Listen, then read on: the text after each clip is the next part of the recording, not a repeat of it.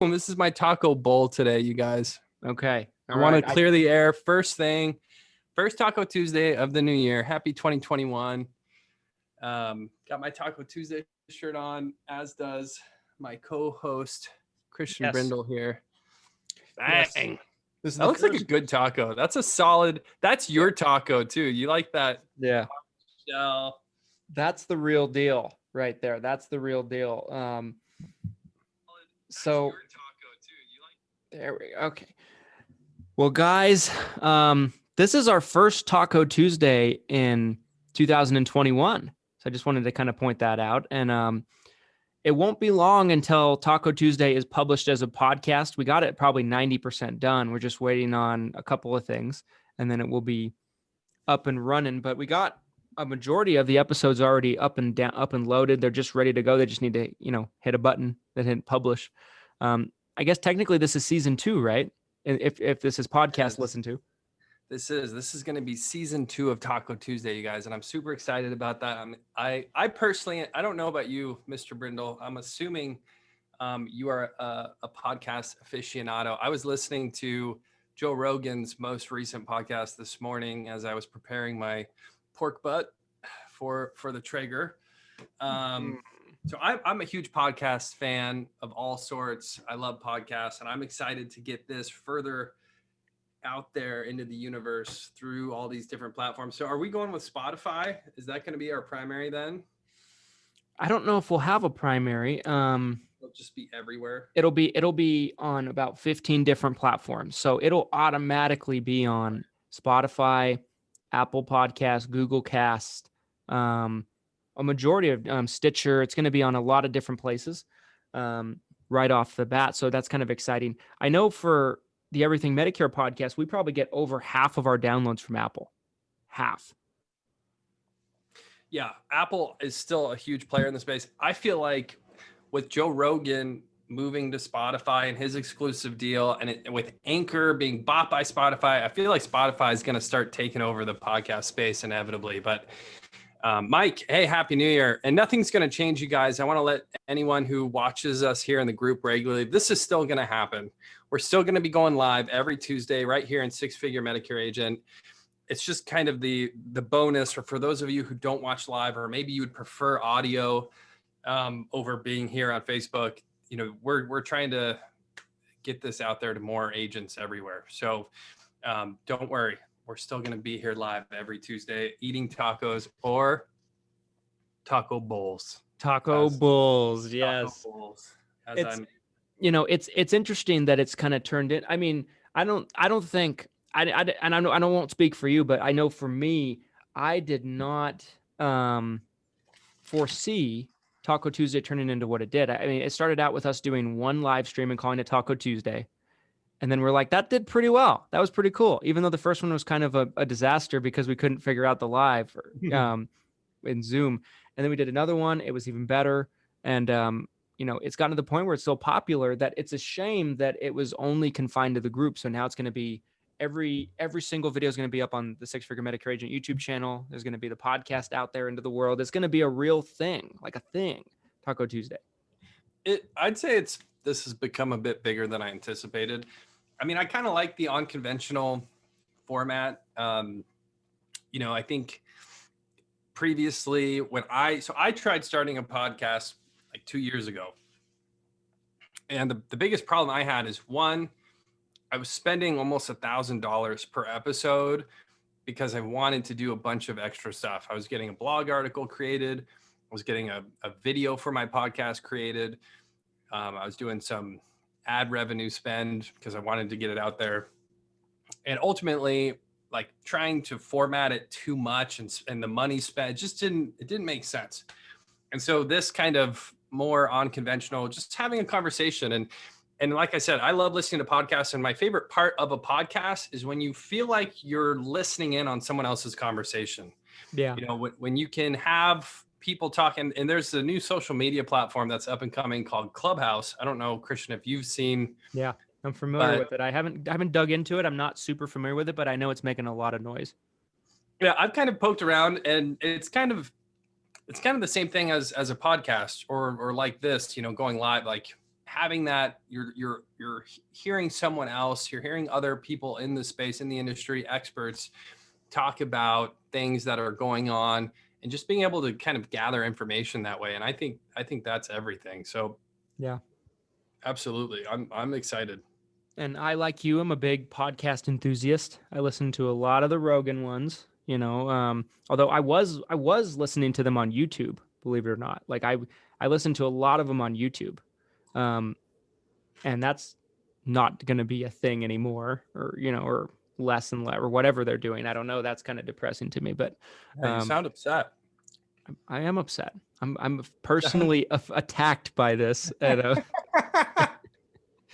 But offended. another one that's like completely has nothing to do with, anything that we're talking about. But one podcast that I really like to listen to is I like to listen to the Bill Simmons podcast, which he's another guy that I believe got bought into Spotify. If I remember correctly, I could be wrong there.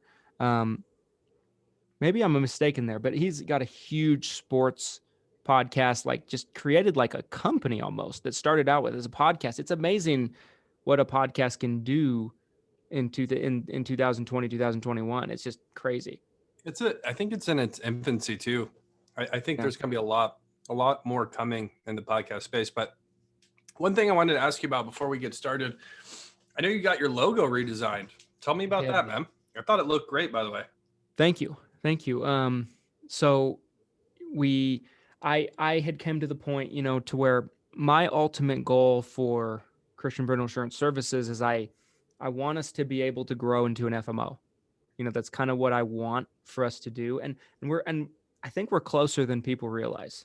I think like we now have a majority of SGA contracts, pretty high level contracts and things like that. And we're bringing on more and more agents. We have more production every year. And now that we're going to be building out the in-house sales force, we've already started putting ads out to look for agents to kind of come into the office and work with the agency. With that, I felt like we needed more of a big boy logo. I like our logo. I thought it was interesting. I thought it was memorable. I thought it was cute, for lack of a better word. But I felt like we needed more of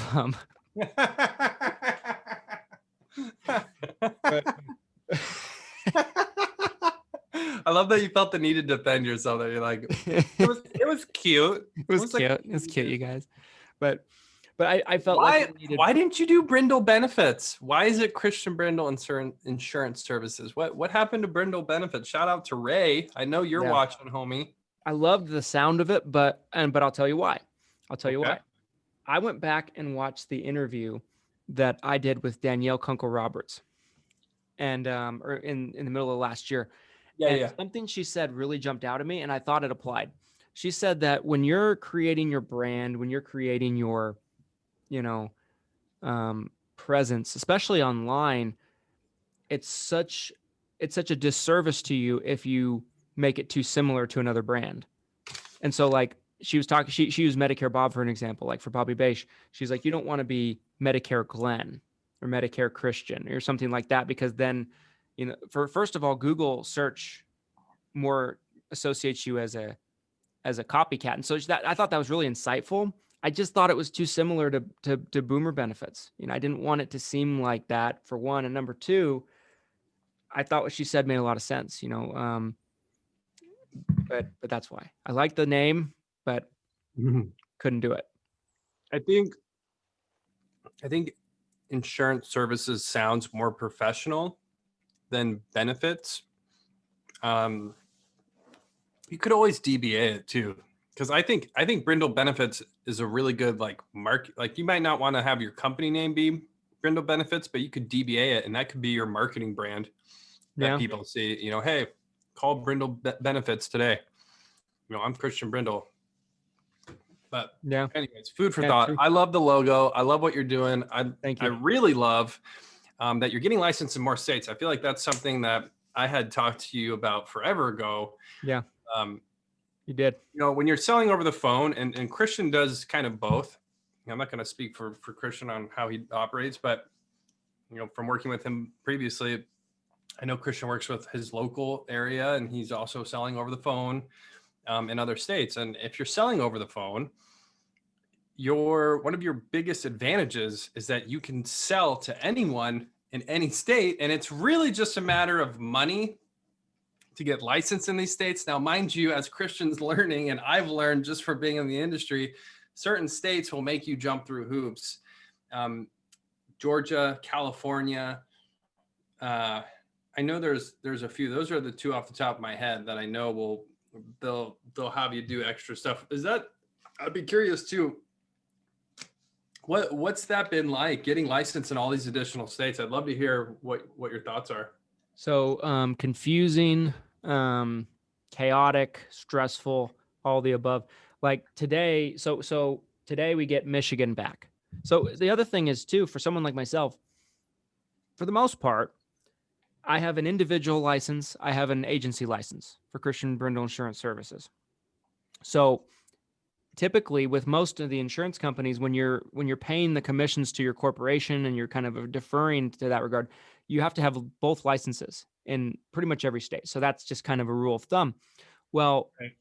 So you have to apply for the individual licenses, and you can't apply for the agency license until there's an individual person licensed first in that state with most places. So you have to wait for the individual license to come back. Right. And then once it comes back, then you have to apply for the agency license. And every state takes a different amount of time. So one state might take a day, one might take 3 days, one might take a week, one might take a week and a half. So it's all over the place. And like today, for example, we got Michigan back, individual license. And I'm trying to figure out how to print it. Some websites make you go to their stupid fucking website. And, there it is. And they'll make you create an account. Like Maine does this, for example. Create an account on the Maine Insurance Department website and then hunt for their license through their shitty website, and it's hard to find. Kentucky was one that I was been battling with the last day or two. Finally got it. So that's challenging. You can't download all of them off of NIPR or Circon. A lot of them you can, but some of them you have to go through that company's website. But the thing I found interesting about Michigan, I could not find it anywhere. So I called the Michigan Insurance Department because I had like 20 minutes free and I wanted this license. I wanted to get it and be done with it, and not have to come back to it. So I called the Michigan Insurance Department, and they're like, yeah, there's no way to do that on our website. And if anybody is watching this and you're licensed in Michigan, if this is not true, please tell me, because I've been driving myself nuts. I thought what they told me, there's no way that it could be accurate, but they're like, we don't email them out. You can't download them. There's no way to do it. We will mail it to you.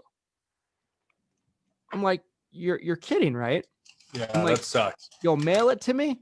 And they're like, and they gave me my license number and everything like that, but you need the license. You need the actual license. Right.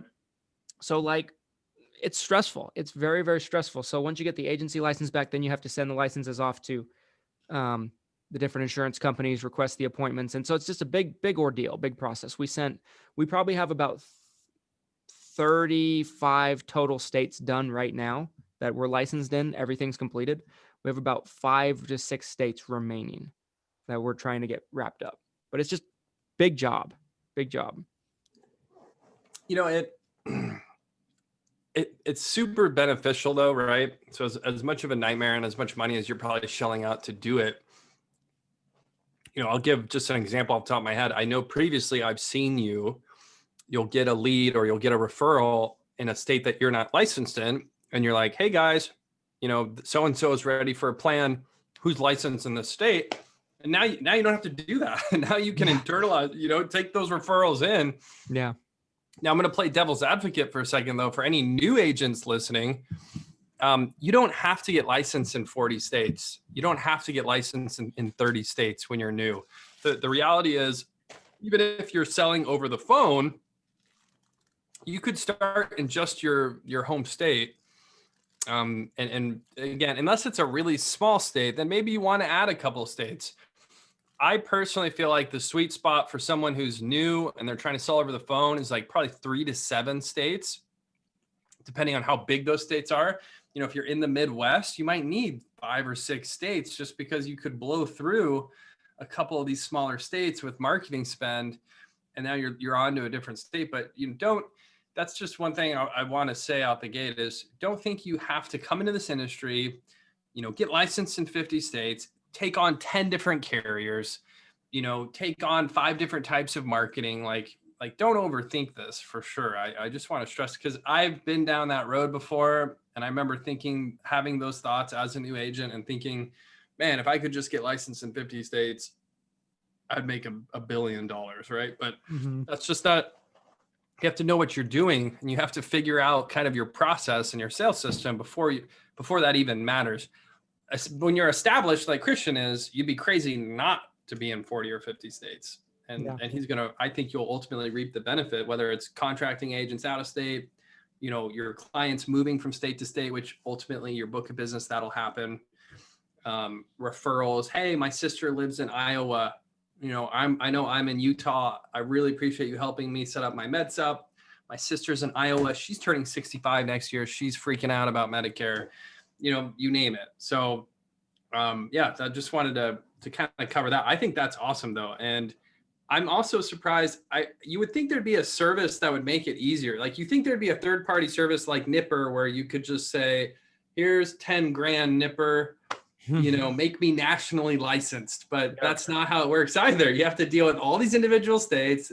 The insurance laws will vary from state to state. Like, again, Christian's talking about, you have to do certain things based on the state. It can be a total nightmare. So I think the worst state total up until this point, and this is when I got like beginning of last year, was Virginia.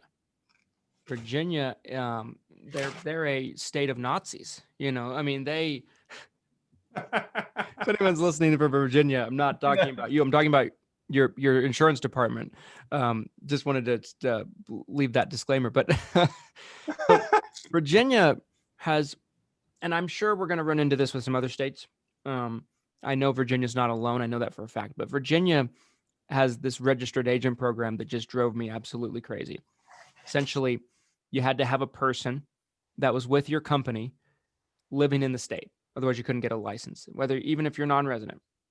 So there are literally companies called registered agent companies that you can pay one time a year, and they will be your person for you. Like they'll be like, I'm your person with your company kind of thing. And we had to do that. Like and I didn't know about it at first, or maybe I didn't pay attention. I'm not sure. And Tony, you are late. Of course. I'm finding you 2 tacos. You owe me 2 tacos, Tony. Sorry, continue. Dos. But I didn't do it at first, and our agency license termed, and we had to reapply again, pay again. And so those kind of things are just frustrating. Every state's a little different. Some states are just ridiculous. I've heard New York's kind of crazy so far. It hasn't been so bad, but I'm holding my breath a little. Are you in California? Did you get licensed in California? Mm-hmm. Was that one hard or no? I thought California had some extra hoops. It does. The thing with California is your name has to be approved. So it has to meet their criteria for the name of your company. Luckily, they liked my name. They didn't have a problem with my name. Brindle Benefits would have gotten canned, bro. You're lucky. So like my dad 10 years ago picked up a California license or something like that. He had to come up with a completely new company name just for that. Wow.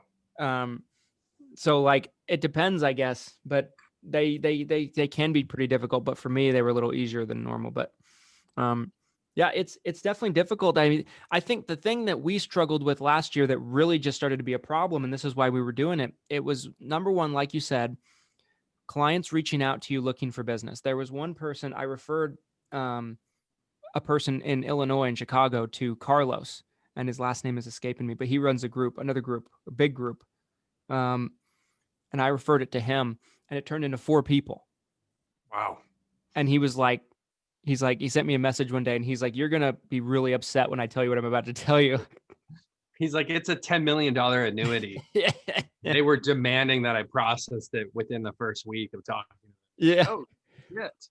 Wow. And so like there was a lot of those going on to where, we get a lot of phone calls mainly because, and it's not that we do any marketing or branding. It's the podcast. It's the YouTube channel. It's the books. It's all the branding we do that gets found online, and referrals and stuff like that. And the other thing is some of our downline agents wanted to pick up license in other states. Like I'll have an agent that comes on and contracts with us, and they will have like 5 clients under their belt, and they want to get licensed in like 25 states. Like that's what they want. Right. And with some companies, not every, but some companies like United Healthcare as an example, you can't get licensed in any state that your upline's not licensed in, and it has to be all through up the hierarchy. So everyone in their hierarchy has to have that license as well. So those were problems. Those were issues. And I just didn't want to have these issues anymore. And so that's kind of why we did it. But and you encouraged me early on to do it. And I'm excited about it. I think it's gonna be a good thing. Don't worry, I'll invoice you for that advice. for I counsel. thought that was a freebie. I'm sorry. Counsel. Yes, we have a question from Lawrence Reed.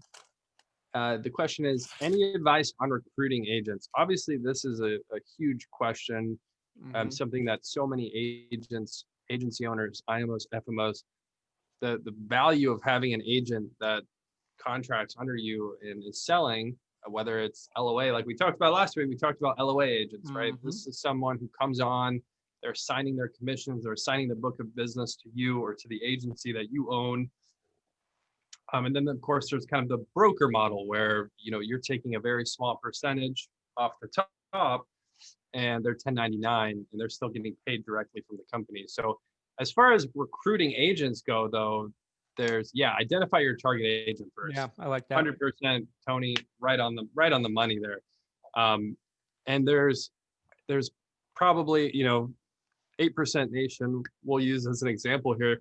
For every 10 agents that you attract, that you're trying to recruit to work for you, most likely 9 of those 10 either will, not sell anything, waste your time. They're just talking, like Christian said, someone who sells 5 policies and they're like, hey, I need, you're my upline. Pay for me to get licensed in 25 states, right? Like you have the tire kickers, the people who maybe they have another income somewhere else. I feel like there's so many agents who fall into that category where like maybe their wife works, or maybe they have another job, or maybe they have enough money in the bank where they're not really worried about selling, and so they like don't really sell any insurance. They're just kind of here for the ride. So I think Tony had some sage advice there. I think making sure you know what you're looking for. And that's why I think it's most important to figure out how to sell insurance yourself before you start recruiting. I mean, here's Christian, right? Christian's 7 years into the industry. And I'm over here, typically when I'm berating people and I'm yelling at people, it's, why the hell are you recruiting agents when you've been in the industry for 6 months? And, it was just last month that you're asking me how to quote out a policy. And now here I am, I see you all over social media saying I'm hiring, I'm recruiting, like it doesn't make sense. Well, I'm going the opposite direction with Christian, where I'm like, what are you doing? You have all of this knowledge. You've been in the industry for so long. You're still spending so much of your time with your clients selling directly. Christian's in a position where he really should have a downline, where he should be recruiting more agents. Just because it makes more sense where he's at in his career. But yeah, before anything, and I don't know, Lawrence, maybe you're brand new in the industry, maybe you've been selling for years, I don't know, but I would highly recommend making sure that you're successful before you bring on other agents that you're essentially promising, hey, I can make you successful and make you money by coming to work with me. Yeah, I mean, my 2 cents would be this, is to understand what it is you are going to be to that agent. I think everybody thinks about, okay, I want to have, 50 agents contracted under me, and they're going to go out and sell, and they're going to, they're going to do all this, and I'm just going to kick back and make overrides. And that's not realistic. Like Glenn said, a majority of them will fizzle out of the business. It is what it is. There's a lot of crap you got to put up with sometimes. And then at the end of the day, what you're doing is, I love what Tony said, because he said, identify your target agent. You're becoming a business partner with this agent, is how you have to look at it. You're partnering with them in their business, and they're partnering with you in yours to a certain extent. And not all agents are created equal. I mean, if you have an agent that you feel like is going to be more of a detriment to your business, then maybe that's not a person you want to partner with. So do you watch Shark Tank at all? All the time. So Love it. I convinced my wife to watch it with me. So I've been kind of binging. Like, I thought I'd seen most of it, but there's 13 seasons now or something crazy. So there's an insane amount of content that I'm going through. But I look at it almost like a franchise model. When you're taking on a downline, that upline could provide branding, they could provide marketing, they could provide contracting. Like Christian said, there's all these different things that an upline can do. So making sure you understand what you want to offer, what you're comfortable offering. And essentially, there should be no qualm or question about your compensation as an upline. Hey, I'm making 2 points on your med stuff, or I'm making 20% on your life business, or whatever it is. If it gets to that point where someone is talking to you as their upline and they're saying, well, what are you going to do for me? It's all about that value, or almost like a franchise owner. Hey, I've already built this. I'm going to allow you to have access to my stuff, and in exchange, I'm going to be making a small portion off of what you're selling. Yeah. I always thought that was kind of an interesting analogy. Yeah, and I like the analogy. I think it's a good one. I think with agents, you have to also get to a point in your business, especially like, if you start in the business and you're selling, let's say you build up a book of business and you have, I don't know, 800 clients, 900 clients, 1,000 clients, and you start recruiting. Well, how do you balance your time at that point? Because I've always said that one agent is probably as much work as 50 to 100 clients. Just one. In most cases. That's probably accurate, if I'm being honest. Because if you think about like 50 clients, like how often your phone's ringing from 50 clients, it's really not that often. Whereas one agent could consume your whole day. Easy. Like the last couple of years where we've been working with more and more agents, I have learned very quickly, and some through painful experiences, that agents will essentially suck every ounce of your day out of you if you let them. And it's not that I don't love working with our downline agents. I do, but there have been agents over the years, that they will just take and take and take. They'll get on the phone with me and they'll want to stay on the phone with me for 3 hours or something like that. They'll just keep asking questions that really aren't relevant to them, like questions that really have nothing to do with their business that I might know the answer to, but I've got other things to do. I think where I'm going with this is when you're selling and recruiting at the same time, it's difficult because there's typically a fine line, especially when you have a big book of business. A big book of business takes a lot of time and energy to take care of it. And having a lot of agents takes a lot of time and energy to service them as well, because essentially you're providing a service to them. They contract with you, they sell with you. And so a challenge can be, where do you want to put your time? Because usually where you put your time is where you're going to make your money. And if you're selling, you have to essentially, have the time to sell. And if you're spending all your time with agents, you can't do that. So you have to find a way to balance your time and kind of figure out, what is my business model? Is my business model to recruit agents, or is my business model to sell, or is it a mixture of the two? And you kind of got to figure out what that looks like. And I think that's been a challenge for us over the years. And I mean, like Glenn said, I'm going to be doing less and less individual selling myself. I'm kind of aiming to grow out of it to where I'm not writing any policies myself. That's kind of my vision. Because I'd rather work with agents and train agents, because I enjoy to do that a little bit more. I mean, you can have a larger impact, right? I mean, you personally can only handle so many clients. So that's why I feel like it's a natural evolution of an agent to get to the point, someone, again, I see this like with Justin Brock as well. Like, as an agent, you get to this point naturally where you can't service your book anymore. You can't handle all of the organic referrals that are happening off your book of business. You're spending money on marketing, but you don't have the time to necessarily track down every single sale that could come from that marketing. Like there's all of these naturally good problems that you're going to have the longer you're in the industry. And you'll get to a point where it makes sense that you'll want to create a downline. But I'd say one of the number one mistakes I see is just doing that too quickly or pulling that trigger too quickly. So to kind of transition this or segue this, because we're already probably about halfway, I don't know what time it is. We got off track, didn't we? Yeah, we did a little bit, but that's what Taco Tuesday is all about. So to kind of segue here, because I do want to touch on what we wanted to talk about today. And this year, or season 2 of Taco Tuesday, you guys, we're trying to be a little more topical. We want it to be where, you know, again, if we have a podcast or a video that's posted later, instead of it's just Taco Tuesday episode 20 or whatever, we want to have some key topics that are discussed, whether it's just me and Christian or we have a guest on. And one of the topics or the topic that we really wanted to cover today is, you know, AEP is over. The holidays are over.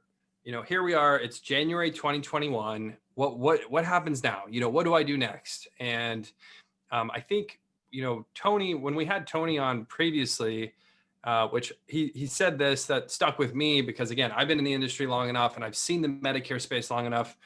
It used to be Medicare was so much more seasonal, where Medicare agents were kind of done in January. There were Medicare agents that only worked open enrollment. And I'm sure there still are. There probably still are agents who literally only work open enrollment.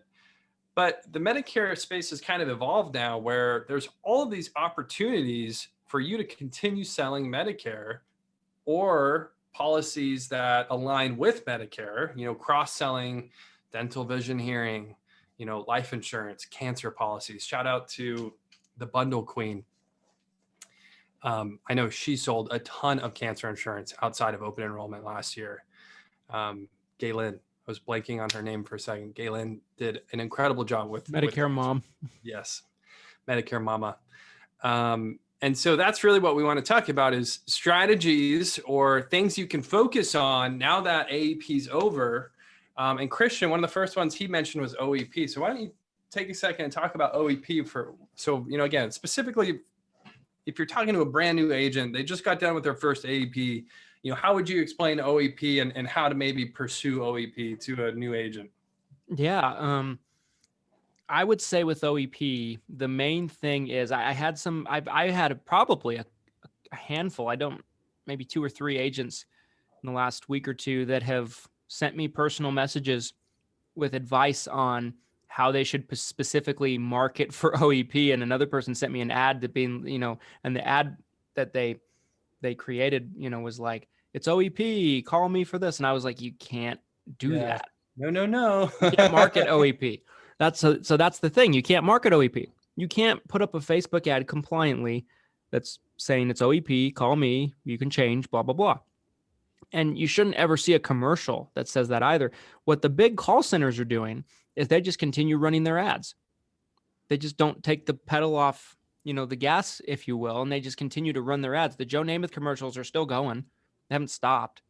You know, all of these TV commercials, the 144 back in your Social Security, none of those have stopped. They're just not specifically mentioning OEP. And so that's what you need to be doing is, you know, if you're buying leads, buy leads. And you're going to be able to write a lot more of them than you would be able to in May. Yep. You know, or if you're running a Facebook ad or doing your own marketing, don't mention OEP. You're going to get in trouble. Don't mention OEP. But just, you know, put up some generic, you know, Medicare, you know, put up some generic, are you getting all the benefits you're entitled to, advertisement or something like that, you know, or whatever. But the main thing is you don't mention OEP, but it doesn't mean you can't specifically go after people and go after, you know, new business during this time period. So for most people, you know, we just keep doing what we always do, you know, is we run our ads. We don't mention OEP. We continue to buy leads. We do direct mail. We do what we do with you guys and the various things that we do. And it just turns out that we have an opportunity to write a huge amount more of a portion of people than we would 3 months from now. So just treat it like that. You know, it's not quite the same thing as AEP. It's mainly Medicare Advantage centric. You can really only change people that have Medicare Advantage plans, but there's other opportunities. You know, there's MedSups can obviously be changed all year round. Medicare, Medicaid people can be changed 3 out of the 4 quarters of the year. And so there's a lot of different opportunities out there. But for OEP, that's how I approach it. Just don't mention it, don't talk about it, but doesn't mean you can't do well with it. Yeah, so I'll kind of share some insight on my side of the paradigm from the marketing perspective. And again, understanding this compliance with OEP. One of the biggest call centers that I work with, and this is a call center that focuses on Medicare exclusively, Medicare Advantage, Medicare Supplement. That's really all they do. And, they love OEP because what happens is they get out of AEP, which AEP can be pretty competitive for Medicare Advantage, right? Tons of people going at it. Well, OEP, it doesn't seem like the space is quite as crowded. And then you can market something else that's compliant, that's not Medicare Advantage. MedSup is a great example. And then if the need arises, you have compliantly the ability to enroll someone in a Medicare Advantage plan. It's really like best case scenario, I feel like. And maybe it's just the red tape or the confusion that agents don't seem to attack this as much as maybe other agents or agencies do. But, one of the largest clients that we have, they will take their call center. They really focus on the marketing more on MedSup. But again, if the need arises when they're talking to that client, they're able to compliantly pivot to a Medicare Advantage plan and really take advantage of the entire situation as if it's still AEP. And so as long as you understand those rules, you almost have like this 6-month window, of AEP where you can sell Medicare Advantage. So, that's my personal recommendation is finding a policy that you like to cross sell. Obviously, MedSup is so close to Medicare Advantage. It's easy to kind of pivot between those two. But yeah, there's others that I know, agents who switch to final expense in January. They're focusing on final expense. That's the marketing they're doing. And then if OEP needs arise, they'll pivot that way. Cancer insurance, dental, vision, hearing, home health care. I mean, you name it, you guys. There's hospital indemnity plans, right? I mean, there's so much in this space where you can almost kind of vertically integrate on top of Medicare Advantage.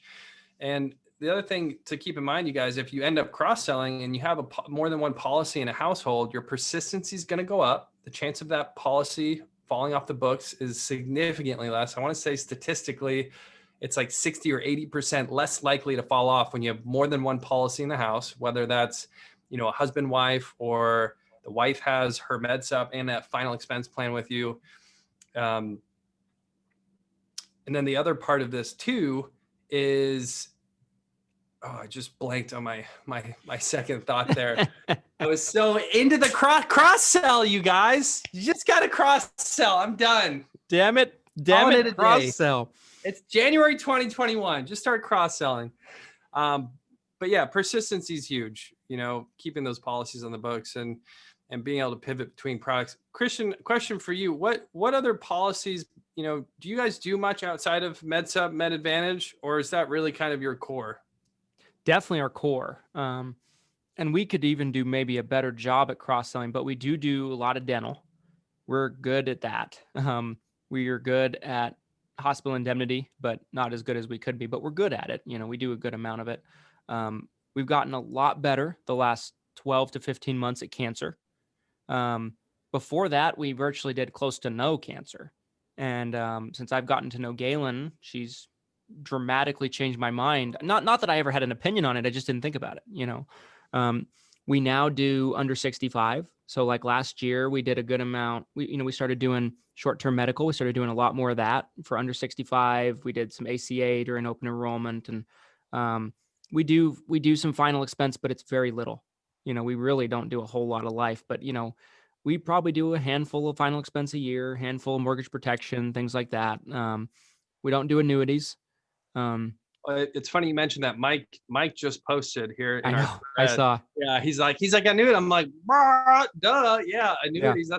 That's a fantastic, and I encourage people to get into it. My problem has always been with it is that this stage in my career, like today, I got here at 7:30, and I've been up to my eyeballs all day with things to do. Contracting, sending out contracting agents. We're moving some of our contracts to finish up our increase in contraction levels. There's just so many things that have gone on all day, and so like a day like today brings me, to a good example. I just don't have the time to integrate it in. I'm so busy up to my eyeballs in what we're doing with Medicare. It's just insane, you know. You don't have to. I mean, I know a ton of Medicare agents who do annuities, but I also know some Medicare agents where it was something they didn't transition to till later on. So like you can focus on just building that book of business, and then you can worry about some of these cross-selling down the road, you guys. And again, Christian, you specifically, I mean, you could build out your Medicare book and then just start cross-marketing your book, all these other opportunities like annuities or cancer insurance. Yeah. I mean, I think the most realistic thing for us is someday I'll probably hire someone to come in and be our annuity person, and fill that role for the business so they can work on cross-selling. I think it's kind of like what Justin's doing with Bobby Brock and bringing someone in to do PNC. Justin, I mean, I a lot of agents talk to me and they're like, I see Justin Brock's doing PNC. Should we start doing PNC? I'm like, Justin Brock. And if he sees this and I'm wrong, correct me, but I'm positive that he told me privately that they're going to bring someone in and cross-sell it. He's like that's going to be the role in the company. And I don't think that's a secret. I think that's the smart way to go about it. Instead of Justin trying to learn a completely new, different product that has nothing to do with what he's good at. He brings in another person that's their skill set, and that's what they bring to the business. And so that's kind of what I've seen is some big companies that I've observed is they'll usually have people in different roles. You don't usually see too many people, not that they don't exist, but you don't see too many people that they're slaying it with PNC, they're slaying it with Medicare, they're slaying it with annuities, they're slaying it. You know what I'm saying? Like, I don't see a lot of those. I think that's like a unicorn person. I'm sure they exist, but usually most companies, they'll have one guy for this, one guy for that, one guy for this, one guy for that, I think that life and Medicare kind of go hand in hand. So that's maybe a little different. But yeah, I mean, it's just kind of interesting. The another thing I wanted to add to what you said about what Tony said about, a couple of years ago, Medicare agents just didn't seem to work as much outside of AEP. I think there's been a lot of pressure put on them to work outside of AEP as well, with OEP being brought into the fold, it being brought back a couple of years ago, with more and more call centers popping up. Like I mentioned earlier, there's so many commercials going on. There's so much advertising going on. I think a lot of agents are starting to feel like if they don't grow, they're at risk. More so than that might have been the case 5 years ago. Capitalism 101, baby. I love it. You're either going up or down. There's no in between. You're either losing clients or gaining clients. No sideways. Yeah, no sideways. Hell yeah. I think that increased competition has kind of forced the hand of agents to not maybe be as lazy. I don't know. Yeah, no, I don't disagree with that. I think I think it is. I think part of what we're seeing too, I think, could be just the sheer number of Medicare eligibles coming into the market. So I think maybe CMS was almost kind of forced to start doing OEP more regularly just because there's such a need for seniors to be able to get onto these plans. And there's more people turning 65 every day. There's more Medicare. More people on Medicare today than there's ever been. And they need our help, you guys. And we've talked about this on previous Taco Tuesdays, but the number of seniors to active Medicare agents is astounding. And it's just going to grow. And that disparity of active Medicare agent to number of Medicare eligibles is going to become this huge disparity.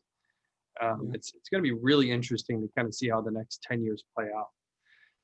But what other advice do you have for agents, not to get too off topic here, but what other advice do you have for OEP or maybe mistakes that you've seen and even outside OEP, right? Because again, maybe you're not really wanting to do a lot of Medicare Advantage right now. Maybe you have other aspirations that you're trying to pursue, like other product lines. And And I also want to preface and say, like I said at the start of this, talking about the number of states we're getting licensed in, Christian, I think, hit it right on the nose when he said it's more of a unicorn to have one agent or an agency where everyone's doing everything. Everyone's selling annuities, everyone's selling P&C, everyone's selling Medicare and life. Like that's definitely more of a unicorn. I think generalists get killed, and I think experts really excel in the industry. There are examples that would prove me wrong. I totally agree, but I think typically the most successful agents focus on like one or two things. Medicare Advantage, Medicare Supplement. And they just crush it in those one or two things that they do. Like Yeah. my dad always told me when I was starting, because I remember like my dad always discouraged me from doing under 65 at all. And I think he was right and wrong by doing that. I think he was right because I was still learning Medicare.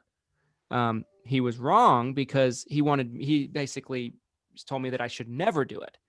And so, but one thing that he told me early on, when I was in my first year, I think in the business, he's like, you can't be all things to all people. And I think it's true, like I'm not going to be Glenn's tax accountant, like, and if Glenn comes to me to do his taxes, I think he's got bigger problems, but Yeah. because I pay a lot of money to not do my own taxes, I'll tell you that much. And, but yeah, I mean, that you get my point. Like, I think you're better off being, a master of one thing instead of a jack of all trades. Cause it's the old saying, right? Jack of all trades, master of none. And every time I say something like that, someone comes out of the WordWorks that would be that unicorn person, as far as I know, and they're like, you don't know what you're talking about. I have 10,000 clients and they're, equally distributed, 25% here, 25% there, 25. I'm like, well, good for you. Not everybody's going to do that. That is very unusual. And you're on the other side of the keyboard. How do I know you're not just trolling me? But that's my opinion. I don't think it's a bad idea to add new things. I was talking to someone on the phone the other day too about this. And what I told them is, if I were you, I would master one thing. Doesn't have to be Medicare, but master one thing for a year to 2 years. Do nothing but it, and then add to it. But I wouldn't get off those train tracks until then. Yeah, no, I completely agree. And I think the reason this idea of being a generalist is popular. And I'm thinking back to like when I was first getting started in the industry, and like, again, I was I was putting feelers out everywhere. I talked to all sorts of people. I talked to, state farm agents, agency owners, farmers, brick and mortar, call center. I mean, you name it. And some of these specifically on the P&C side, because the P&C side is so focused, because getting car insurance is like a commodity. You have to have it, right? It's state law. It's so commoditized that they focus on the cross sell, on trying to get your P&C clients. Okay, we got your car insurance now. What about your renter's insurance or homeowners? I mean, if I call Progressive, who my car insurance is through, they are constantly trying to cross sell me. Mm-hmm. So, and again, P&C, I think there's actually way more P&C agents than life and health agents, right? Totally. Yeah. Totally. Yep. So you have this huge group of insurance agents who are P&C focused, who are being trained and told that you have to get X number of life policies every month. They're selling P&C to try to get to the life insurance. And, if you're a brand new agent, your wires are all crossed, you're jack of all trades, master of none, just like you said.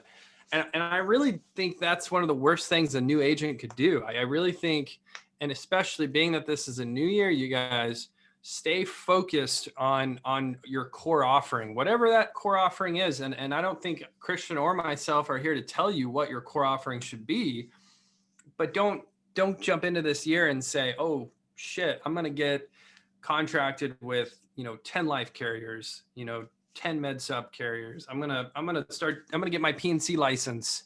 I'm gonna start doing annuities. Like, whoa, easy. Whoa. So what is one? I talked to one guy one time. It must have been in 2020, but it seemed like it was longer ago than that. But I gave him this spiel. I'm like, you should you should do this, this, and this is what I'd recommend.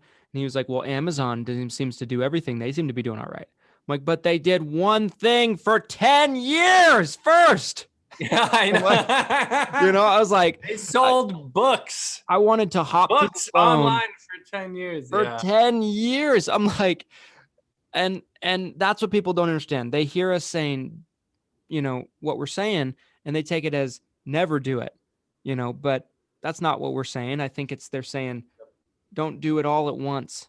Don't do it all at once. I guarantee you Amazon has departments for each thing. They don't have the same department doing all the things they're doing. Like the book department's not doing, Whole Foods stuff, like, so I guarantee it, it's so. That's awesome. But yeah, I mean, that conversation comes to mind, but like, I don't know. I feel like we're giving Tony way too much credit. Like, like I want to go vomit, honestly, Tony. I feel like this might be something Tony said. Maybe I'm giving him false credit. I don't know. But there's this saying where you can do it all, but you can't do it all at once. Mm-hmm. And again, kind of being an entrepreneur, drowning in opportunity, right? Where you just look around, you feel like I could do this, I could do this, I could do this. You can do it all. You can be Amazon, but you can't overnight do everything. You have to do things in kind of an order. There's a process, there's a system. Don't try to do everything at once. And you can't compare the works of an organization to you as in by yourself as an individual. Like that, I think a lot of people get caught into that. They look at the production of like some huge agency, right? With like 50 agents, 100 agents, something like that. Look at Justin Brock's production when he's sharing and, absolutely legitimate numbers. He's taking screenshots from his back end. I have no doubts about anything Justin has shared, but as a new agent, I'm sure you see that and you're like, oh man, I suck. Mm-hmm. Like it's apples and oranges. Like, why are you even looking at that thinking like, I don't know. That's the comparison of social media. That's a whole nother topic, but I feel like there's a lot of agents that go down that rabbit hole.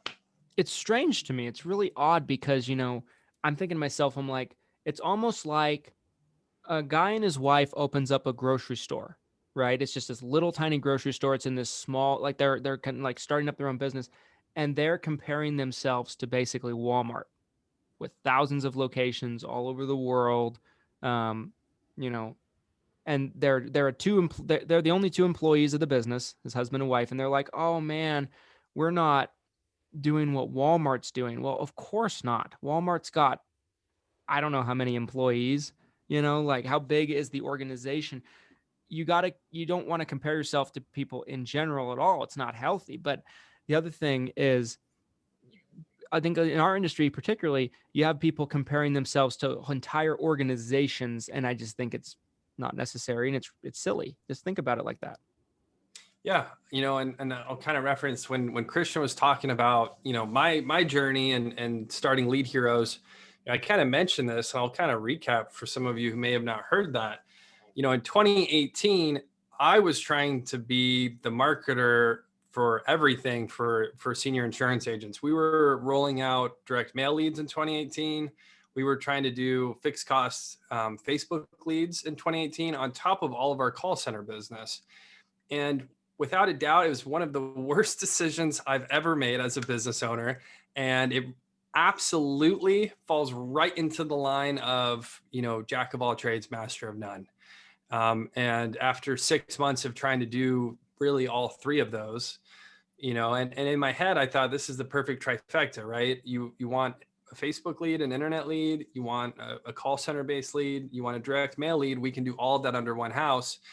But the truth is, we're a master of the call center business. I'm not Christopher Weir. I'm not Lead Concepts. I'm not doing millions of pieces of mail per month. So that was a nightmare. And then on the Facebook side, it's really the same thing. There's people spending millions of dollars per month on Facebook advertising, and that's just not our specialty. So focus on one thing, set realistic goals.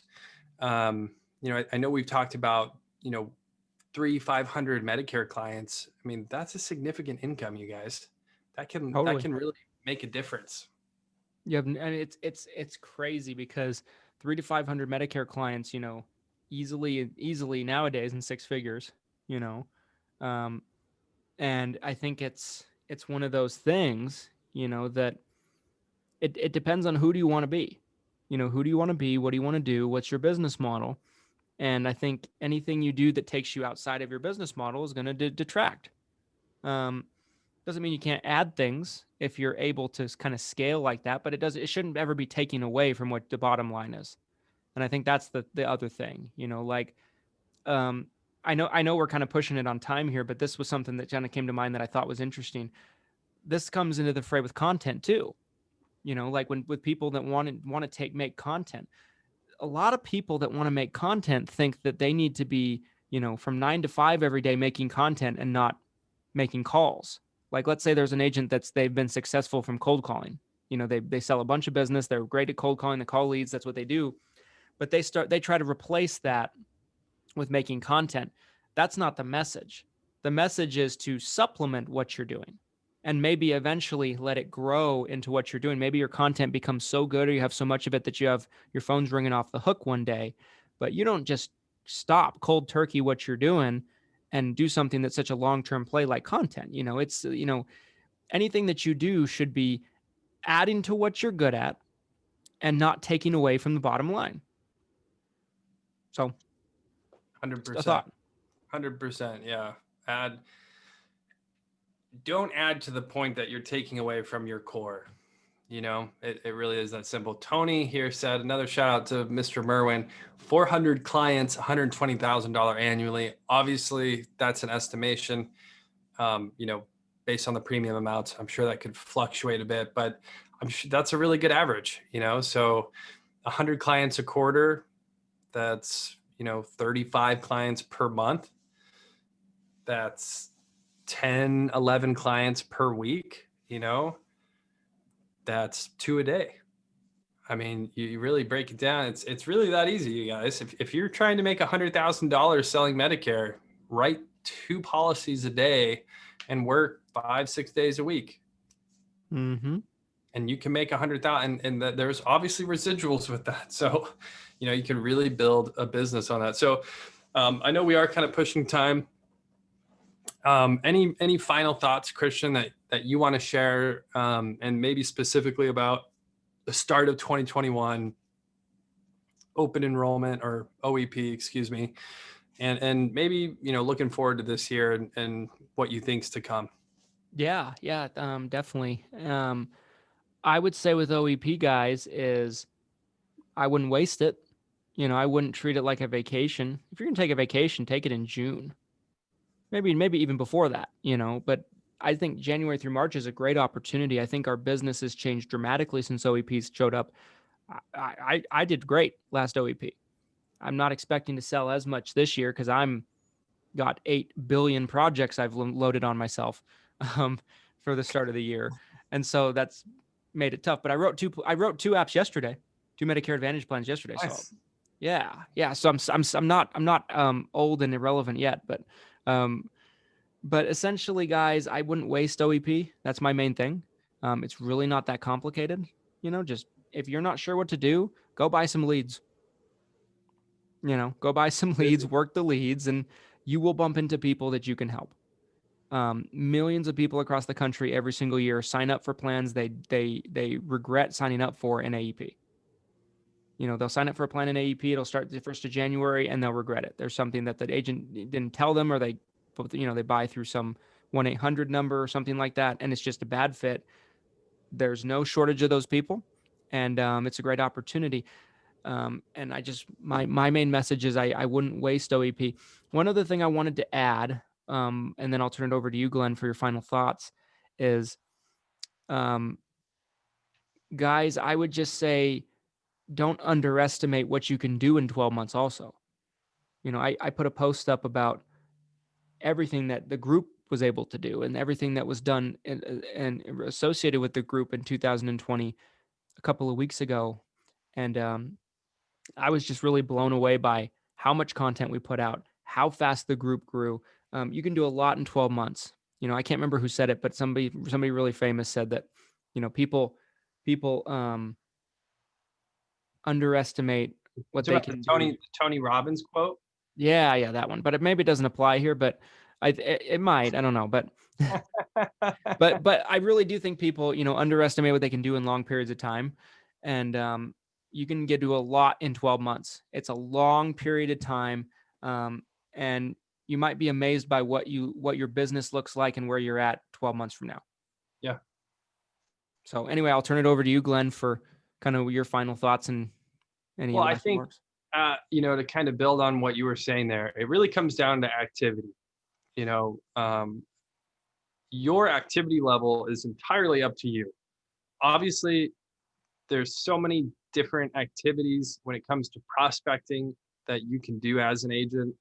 You can talk to your warm market, friends, family, neighbors, see if you can help them out. You can buy leads like what we offer at Lead Heroes. You can ask for referrals from existing clients. I mean, there's a plethora of different activities that you can do to help continue to grow your business.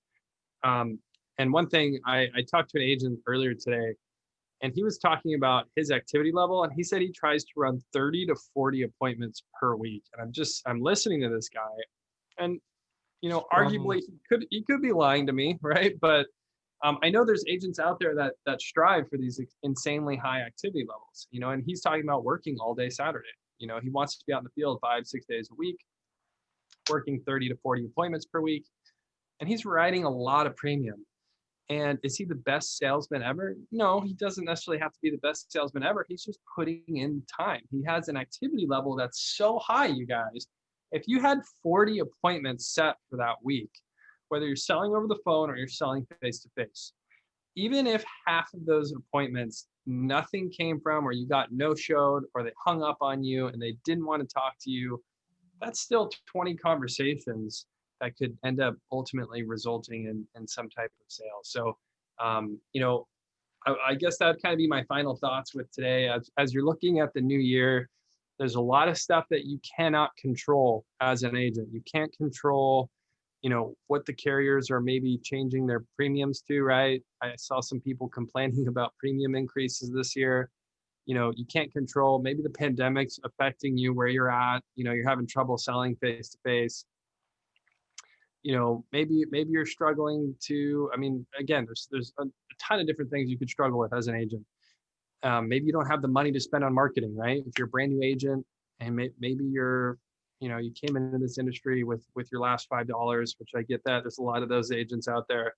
But the one thing you can control without a doubt, and money is really irrelevant, is your activity level. Mm-hmm. If your activity level is really high, you can make a lot of money. And you don't have to be the best salesman. You don't even have to be that good, because most agents have a really low activity level of 10 appointments a week. And so if you're doubling or tripling or quadrupling what the average agent's doing, just by the sheer volume of those numbers, you're going to be successful. So that would kind of be my final thoughts here on our first Taco Tuesday of 2021. First episode of season 2, guys. I'm hoping we can get the podcast launched probably in the next week, guys. I'd love to see that if possible. So watch for that. Watch for it everywhere podcasts are listened to.